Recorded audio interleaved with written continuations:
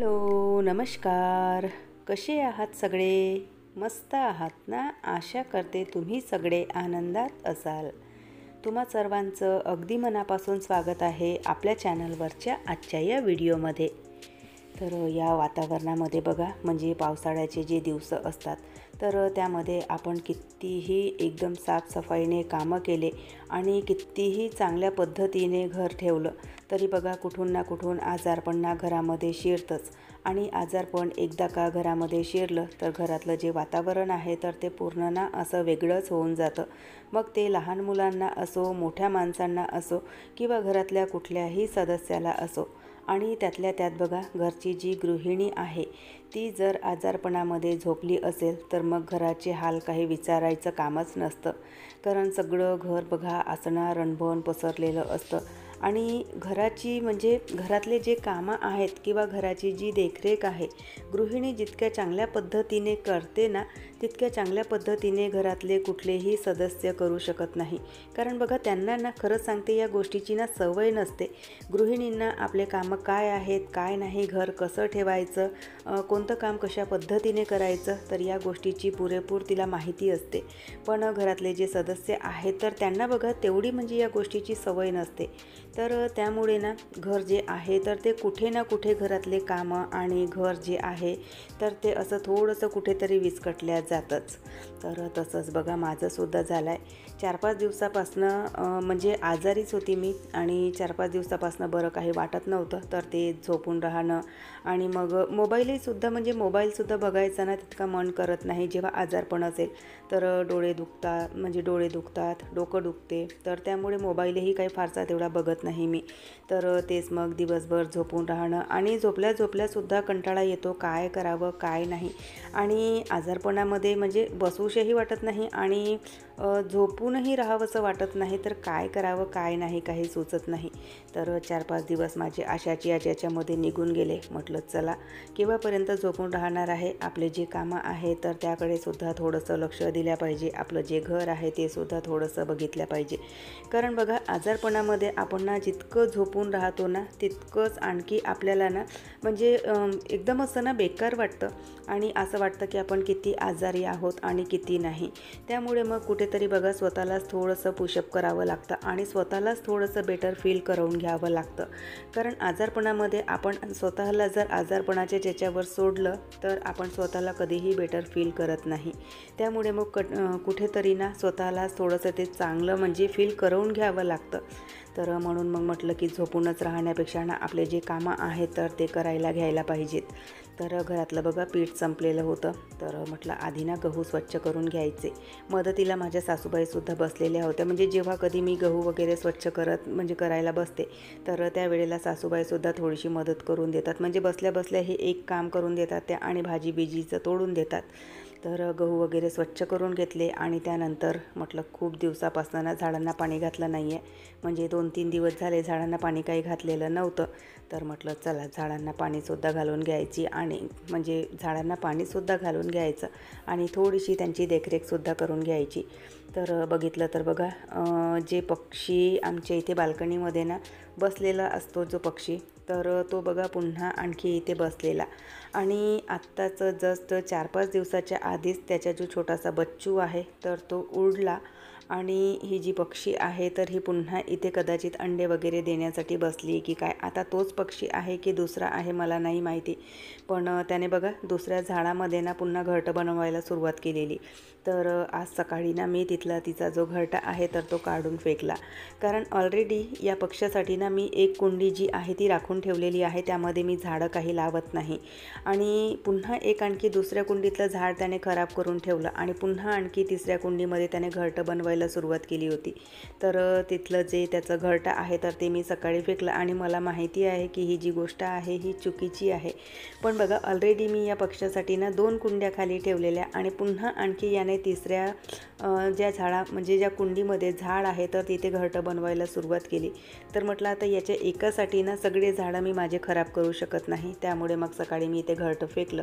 आणि कदाचित त्यालासुद्धा समजायला आलं असेल. तर दुपारच्या वेळेला त्याने मग जी कुंडी खाली होती तर त्यामध्ये म्हणजे तिथे घरटं बनवलं त्याने.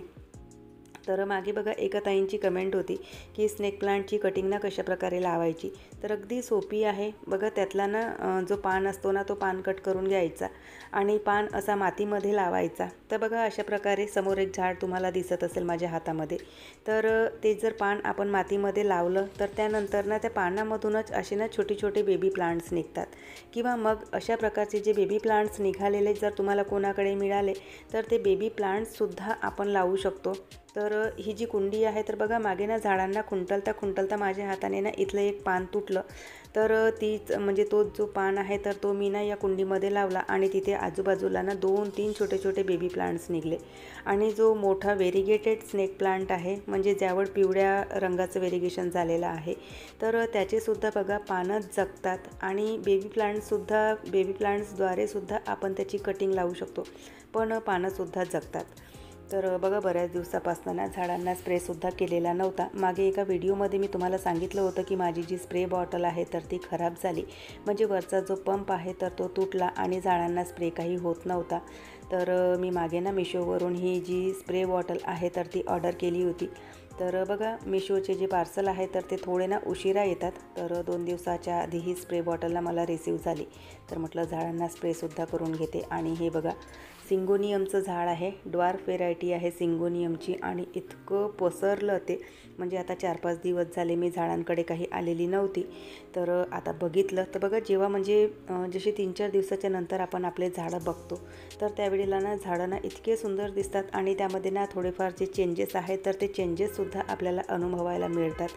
तर सिंगोनियमचं जे झाड आहे ना त्यामध्ये छान असे बारीक बारीक नवीन ना पत्ते निघालेले आणि इतकं छान दिसते ना ते झाड, म्हणजे सध्याच्या परिस्थितीमध्ये माझ्या बाल्कनीतलं हिरो ऑफ द प्लांट आपण म्हणू शकतो त्याला. तर ते झाड आहे ते, म्हणजे इतकं छान बुशी झालेलं आणि इतकं छान ग्रो झालेलं ते झाड आणि रंगसुद्धा इतका छान आलेला त्याला.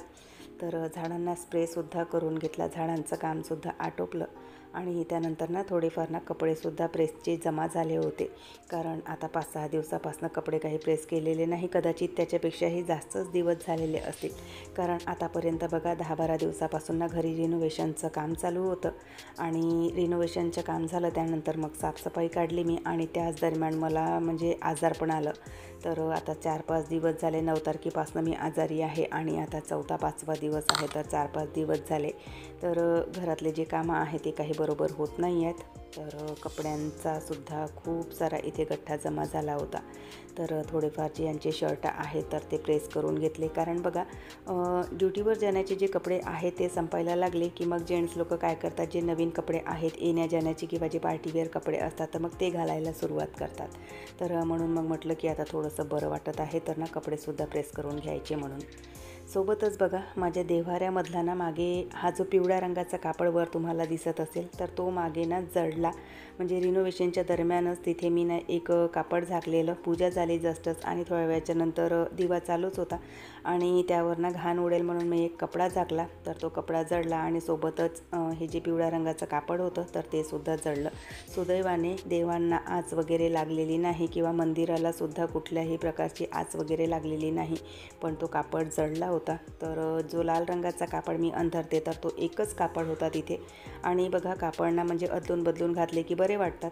तर म्हणून मग ना 2-3 दिवसाच्या आधी हे एक पुन्हा पिवळ्या रंगाचं वस्त्र मी आणलं.